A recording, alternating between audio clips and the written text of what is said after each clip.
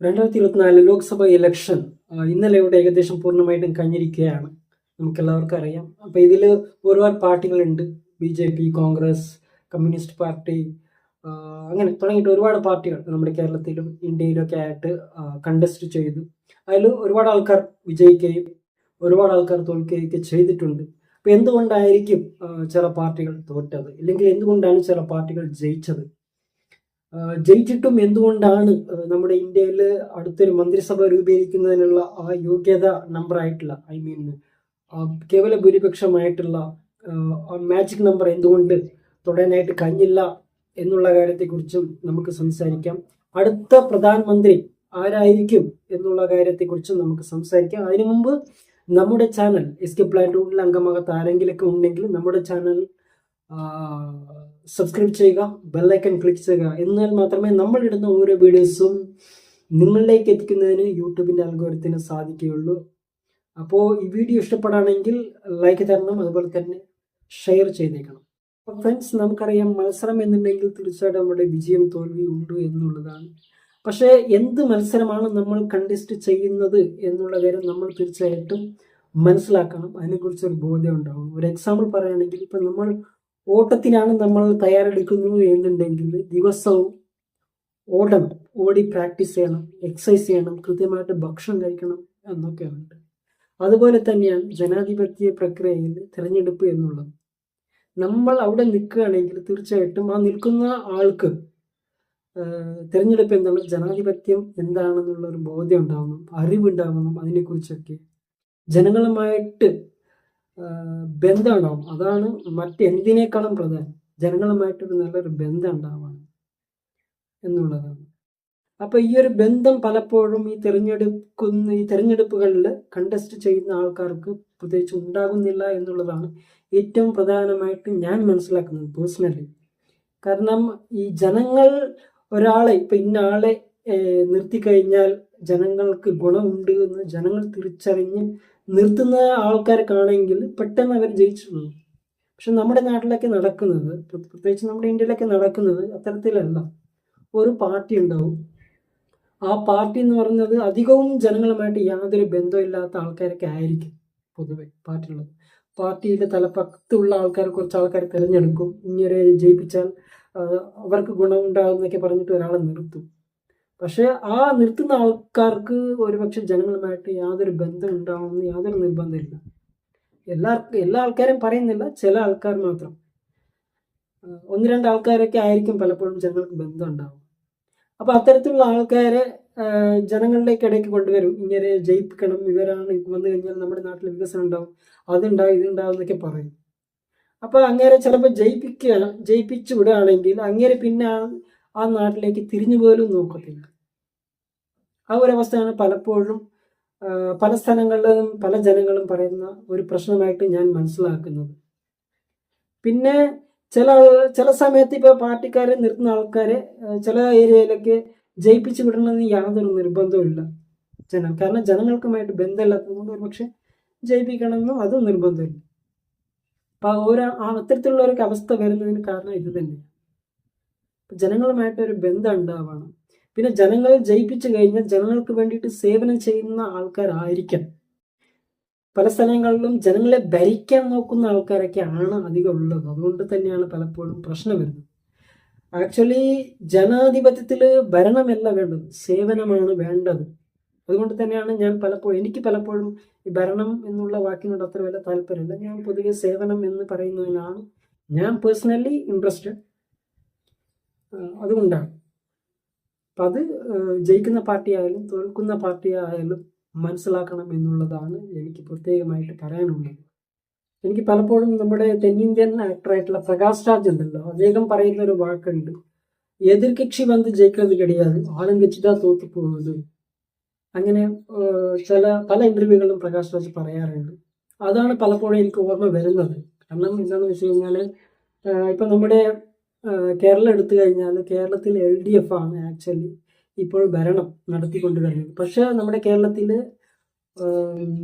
Opposite party ആയിട്ടുള്ള UDFനാണ് actually മെജോറിറ്റിയും ഇപ്രാവശ്യം കിട്ടിയിട്ടുള്ളത്. അതുപോലെ തന്നെയാണ് ഇപ്പോൾ കർണാടക എടുത്ത് നോക്കുകയാണെങ്കിൽ കർണാടകയിൽ കോൺഗ്രസ് ആണ്. പക്ഷെ അവിടെ മെജോറിറ്റി ഈ ഇലക്ഷൻ കിട്ടിയത് എന്ന് വെച്ച് കഴിഞ്ഞാൽ BJPക്കാണ്. അതുപോലെ തന്നെയാണ് നമ്മുടെ ഉത്തർപ്രദേശിൽ എടുത്തു നോക്കിയാലും അവിടെ അങ്ങനെയാണ്. അവിടെ ഭരണം BJP ആണെങ്കിൽ അവിടെ ജയിച്ചിട്ടുള്ളത് എല്ലാം എതിർകക്ഷിയാണ്.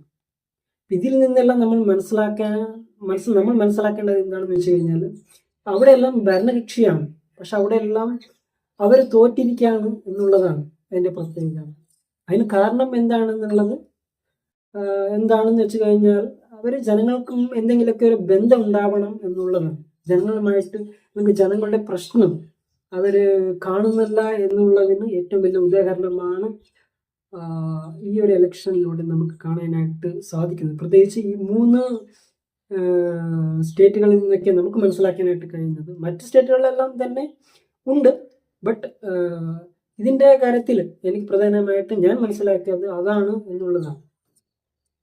അപ്പം അത് ഇനി ഭരണത്തിൽ വരുന്ന ആൾക്കാരായാലും തോറ്റ ആൾക്കാരായാലും മനസ്സിലാക്കി ജനങ്ങളുമായിട്ടുള്ള ഒരു നല്ലൊരു ബന്ധം ഉണ്ടാക്കണം എന്നുള്ളതാണ് പ്രത്യേകമായിട്ട് പറയാനുള്ളത്. മാത്രമല്ല നമുക്കറിയാം കാലഘട്ടങ്ങളൊക്കെ മാറി. ഇത് 2024 അവിടെയാണ് നമ്മളിപ്പോൾ ജീവിക്കുന്നത്. ഇപ്പോഴും പഴയ തത്വങ്ങളൊക്കെ പറഞ്ഞുകൊണ്ട് ഒരുപാട് ആൾക്കാർ രാഷ്ട്രീയം പറഞ്ഞു നടക്കുന്നുണ്ട് ജനങ്ങൾക്കിടയിൽ. അതൊക്കെ ഒന്ന് മാറ്റി പിടിക്കണം. കാരണം 2024 ഡിജിറ്റൽ വേൾഡിലാണ് ജീവിക്കുന്നത്. ഇന്ന് പറക്കുന്ന ഓരോ കുഞ്ഞുങ്ങളും ജനിച്ചു വീഴുന്നത് ഡിജിറ്റൽ യുഗത്തിലേക്കാണ്. അവർക്ക് ലോകത്തെക്കുറിച്ച് പെട്ടെന്ന് മനസ്സിലാക്കാനായിട്ട് കഴിയുന്നുണ്ട്. നമുക്കറിയാം, നമ്മളെല്ലാവരും ജനാധിപത്യ വ്യവസ്ഥയാണ് ഫോളോ ചെയ്യുന്നത്. ജനാധിപത്യത്തിൽ നമ്മളെല്ലാവരും തന്നെ വ്യക്തികളാകുമ്പോൾ പൗരന്മാരും കൂടിയാണ്. പൗരന്മാരായതുകൊണ്ട് തന്നെ ഓരോരുത്തരും സ്വതന്ത്രരാണ്. അവരൊക്കെ ഭരിക്കാൻ നോക്കിക്കഴിഞ്ഞാലുള്ള പ്രശ്നം, ഭരിക്കാൻ നോക്കുന്നതാരെ അവർ തീർച്ചയായിട്ടും അനുഭവിക്കും എന്നുള്ളതിനുള്ള ഏറ്റവും വലിയൊരു ഉദാഹരണമാണ് ഈ ഒരു എലക്ഷൻ നമുക്ക് പറയുന്നത് എന്നാണ് ഞാൻ മനസ്സിലാക്കുന്നത്. അപ്പോൾ അതിനെക്കുറിച്ച് നിങ്ങളുടെ അഭിപ്രായം തീർച്ചയായിട്ടും കമന്റ് ബോക്സിൽ ഇടണം എന്നുള്ളതാണ്. തന്നെയാണ് ഈ ഇലക്ഷനിൽ ജയിച്ച ഏതൊരു പാർട്ടിക്കും കേവല ഭൂരിപക്ഷം കടക്കാനായിട്ട് കഴിഞ്ഞിട്ടില്ല എന്നുള്ളതാണ്. നമുക്കറിയാം, ഇന്ത്യയിൽ 543 ലോക്സഭാ സീറ്റുകളാണുള്ളത്. അതിൻ്റെ പകുതി 272 എന്ന ഒരു മാജിക് നമ്പർ തൊടുന്നതാരോ അവർക്ക് മാത്രമാണ് നമ്മുടെ ഇന്ത്യയിലെ ഭരണഘടന അനുസരിച്ച് മന്ത്രിസഭ രൂപീകരിക്കാനായിട്ട് സാധിക്കുകയുള്ളൂ. അപ്പോൾ അതുകൊണ്ട് തന്നെ ഇപ്പോൾ നമുക്കറിയാം, നമ്മുടെ ഇന്ത്യയിൽ BJPയും കോൺഗ്രസ്സാണ് വലിയ പാർട്ടികളായിട്ടുള്ളത്. പക്ഷെ എന്നാൽ പോലും ഇവർക്കൊരു മെജോറിറ്റി കിട്ടിയിട്ടില്ല എന്നുള്ളതാണ്. അതുകൊണ്ട് തന്നെ ഇവർക്ക് ഇതുവരെയായിട്ട് ഒരു മന്ത്രിസഭ രൂപീകരിക്കാനായിട്ട് കഴിഞ്ഞിട്ടില്ല എന്നുള്ളതും നമുക്ക് മനസ്സിലാക്കാനായിട്ട് സാധിക്കും.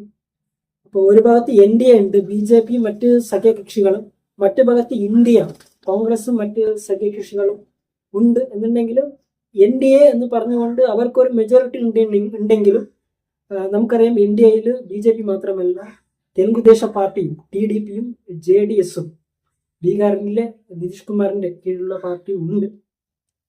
പക്ഷേ ഈ നിതീഷ് കുമാറിന്റെ പാർട്ടിയും ചന്ദ്രബാബു നായിഡു അവരുടെ പാർട്ടിയൊക്കെ പലപ്പോഴും അങ്ങോട്ട് ഇങ്ങോട്ട് ചാടുന്ന ആൾക്കാരാണ്. കാരണം അവർക്കൊരു സ്റ്റാൻഡിങ് വേണം.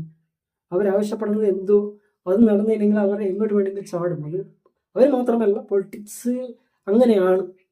അതാണ് നമ്മൾ മനസ്സിലാക്കേണ്ടത്. അപ്പോൾ ഇപ്പോൾ NDAയുടെ കൂടെ ഉണ്ടെങ്കിൽ പോലും ഇലക്ഷൻ്റെ ഭാഗമായിട്ട് NDAയുടെ കൂടെ ചേർന്നിട്ടുണ്ട്. പക്ഷെ മന്ത്രിസഭ രൂപീകരിക്കുന്നതിൽ ഈ TDPക്കും JDSനും ഒരു നല്ലൊരു പൊസിഷൻ ആരാണോ പ്രൊവൈഡ് ചെയ്യുന്നത് അവരുടെ കൂടെ മാത്രമാണ് ഇവർ നിൽക്കുകയുള്ളൂ. അല്ല എങ്കിൽ ഇവർ ചിലപ്പോൾ ഇന്ത്യയിലേക്ക് മാറാം, ഇല്ലെങ്കിൽ NDAയുടെ കൂടെ നിൽക്കാം. നമുക്ക് പറയാൻ പറ്റില്ല. ആ ഒരു അവസ്ഥയിലാണ് ഇപ്പോൾ ഉള്ളത്. ഇപ്പോൾ ഇന്ത്യ സഖ്യക്കാരും അവരും NDAക്കാരുമായിട്ട് ഈ TDPയും JDSഉം സംസാരങ്ങളും മറ്റും കാര്യങ്ങളൊക്കെ ഉണ്ടാവും ഈ അടുത്ത കാലത്തായിട്ട്. അപ്പോൾ അതൊക്കെ കഴിഞ്ഞിട്ടായിരിക്കും ആരുടെ കൂടെ നിൽക്കണമെന്ന് TDPയും JDSഉം തീരുമാനിക്കുക. അതിന് കഴിഞ്ഞ ശേഷമേ നമുക്ക് കൃത്യമായിട്ട് ആരായിരിക്കും ഇന്ത്യയിൽ അടുത്ത മന്ത്രിസഭ രൂപീകരിക്കാൻ പോകുന്നത് എന്നുള്ള കാര്യത്തെക്കുറിച്ച് നമുക്ക് മനസ്സിലാക്കാനായിട്ട് സാധിക്കും.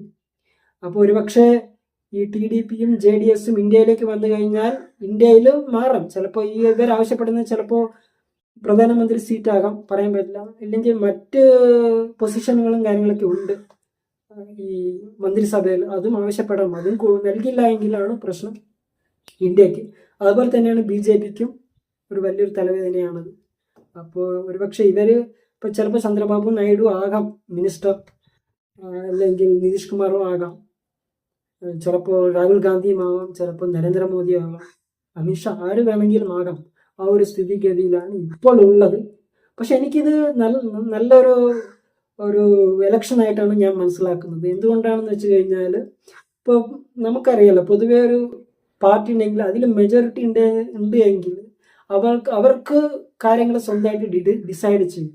കഴിഞ്ഞ 2 ഇലക്ഷനിലൊക്കെ ആണെങ്കിൽ BJPക്ക് കൂടുതൽ ഒരു മെജോറിറ്റി ഉണ്ടായിരുന്നു, അവർക്ക് ആരുടെ സപ്പോർട്ട് ഇല്ലായിരുന്നു. പക്ഷെ ഇപ്പോൾ BJPക്ക് ഒരു കാര്യം നടപ്പിലാക്കണമെങ്കിൽ മറ്റ് പാർട്ടികളുടെ സപ്പോർട്ട് വളരെ പ്രധാനമാണ് എന്നുള്ളത് കൊണ്ട് തന്നെ BJP ആയാലും ഇനി കോൺഗ്രസ് ആയാലും മറ്റേത് കക്ഷി ആയാലും തന്നെ ഇപ്പോൾ മന്ത്രിസഭയിൽ വന്നു കഴിഞ്ഞാൽ, ഒരു മന്ത്രിസ്ഥാനം അല്ലെങ്കിൽ രൂപീകരിച്ചു കഴിഞ്ഞാൽ, അവർക്ക് എന്തെങ്കിലുമൊക്കെ നടപ്പിലാക്കണമെങ്കിൽ ഇത്ര ആൾക്കാരുടെ സമ്മതം വേണം എന്നുള്ളത് ഇപ്പോൾ വളരെ ഇമ്പോർട്ടൻ്റ് ആയിരിക്കുകയാണ്.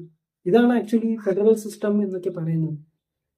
എല്ലാ പ്രദേശത്തു നിന്നും ആൾക്കാർ ഒരു ഭരണ സംവിധാനത്തിലുണ്ട് എന്നുള്ളതാണ് ഫെഡറൽ സിസ്റ്റം സൂചിപ്പിക്കുന്നത്. അത്തരത്തിലാണ് ആക്ച്വലി ഈ ഭരണ സംവിധാനങ്ങൾക്ക് രൂപപ്പെടേണ്ടതും എന്നുള്ളതാണ് ഞാൻ മനസ്സിലാക്കുന്നത്. ഇത് തന്നെയാണ് കറക്റ്റായിട്ടുള്ള ഡെമോക്രസി എന്നാണ് ഞാൻ മനസ്സിലാക്കുന്നത്.